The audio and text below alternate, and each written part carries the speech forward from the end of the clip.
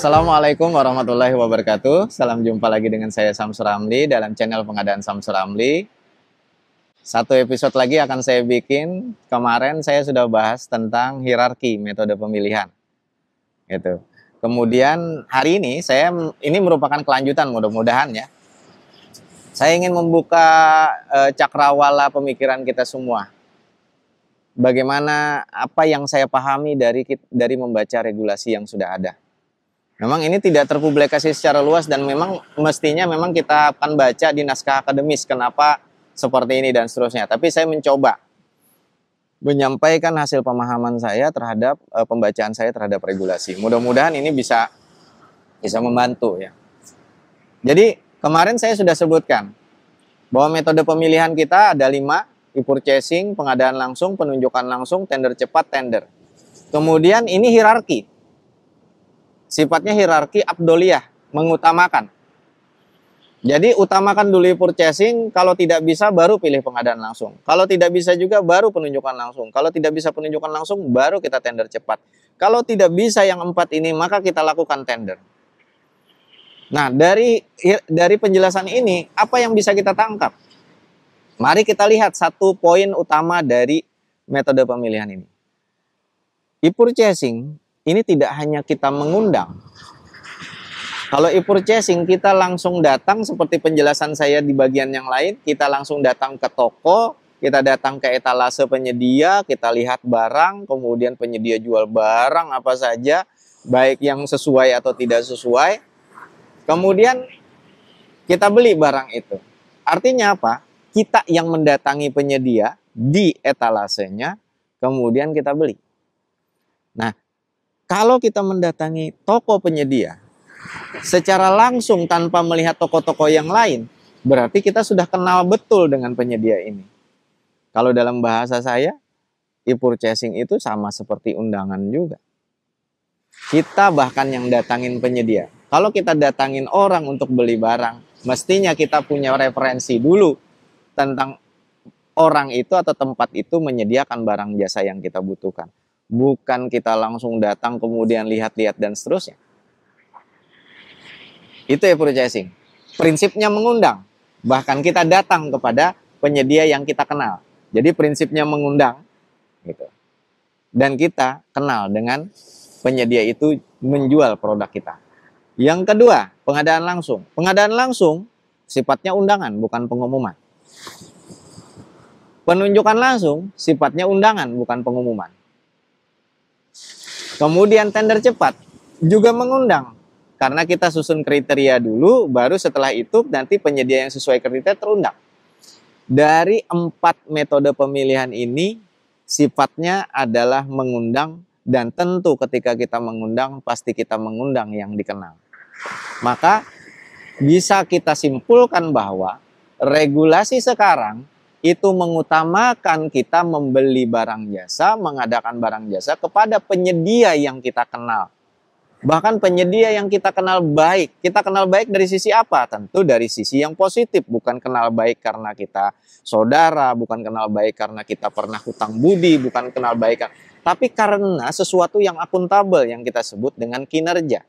Maka dari itu Perpres pasal 11 terhadap PPK disebutkan. PPK wajib menilai kinerja penyedia. Nah, dengan demikian, kita sudah bisa lihat arah regulasi ini kepada apa. Artinya, kita memang didorong membeli kepada penyedia yang sudah dikenal kinerjanya. Maka membangun vendor management system yang mampu memperkuat pilihan dari PPK membeli kepada penyedia tersebut, ini adalah sesuatu yang urgent. Nah, paling tidak ini yang bisa saya sampaikan tentang itu. 4 metode pemilihan mengundang. Berarti 4 metode pemilihan yang paling utama dan pertama ini, itu membelilah Anda. Pengadaan barang jasalah Anda kepada penyedia yang dikenal. Sehingga kita sudah harus ubah mindset. Dulu berkenalan dengan penyedia dengan secara intens dari sisi komunikasi, itu hal yang tabu dan dilarang. Sekarang justru pengadaan barang jasa dibeli kepada penyedia yang dikenal. Maka dikenal ini jangan hati-hati kepada pelaku pengadaan, harus dikenal dalam sistem yang transparan, akuntabel. Kenapa Anda membeli ke penyedia ini? Karena kinerjanya baik. Apa bukti kinerja baik? Misalkan saya sudah pernah berkontrak dengan dia, kemudian PPK-PPK lain juga sudah berkontrak dengan dia. Apa buktinya PPK-PPK lain sudah berkontrak dengan dia dan dia hasil kinerjanya bagus? Dari referensi kinerjanya, Pak. Di mana itu? Ada di sistem informasi kinerja penyedia. Mudah-mudahan nanti sistem informasi kinerja penyedia kita bangun, kita sempurnakan lagi, terkoneksi dengan penilaian kinerja secara crowd dan seterusnya, sehingga semakin besar keyakinan kita bahwa kita mengundang penyedia tersebut. Setelah dilakukan 4 filter ini dengan mengundang, ternyata tidak ada penyedia atau pelaku usaha yang dapat kita undang, maka tidak ada jalan lain. Ingat, rukun pengadaan adalah kebutuhan harus terpenuhi. Maka ketika 4 metode ini tidak mampu kita lakukan karena tidak ada yang bisa kita undang, karena tidak ada yang kita kenal kinerjanya secara baik mampu melaksanakan pekerjaan kita, maka baru kita lakukan pengumuman. Barangkali kita tidak mempunyai daftar penyedia yang mampu, karena di luar masih ada penyedia-penyedia yang mungkin mampu.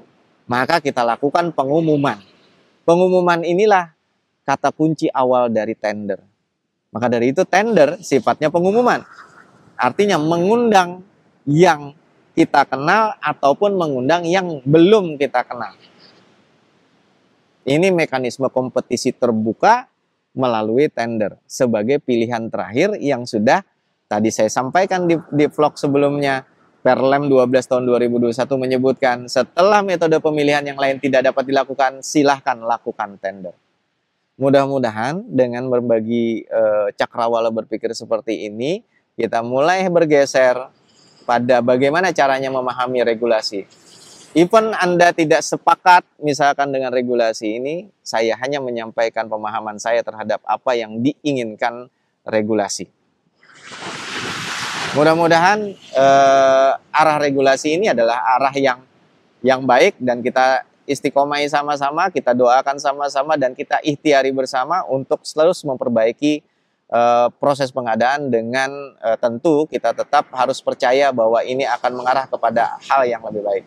Saya Samsur Ramli dari Taliwang, salam pengadaan, wabillahi taufik wal hidayah, wassalamualaikum warahmatullahi wabarakatuh.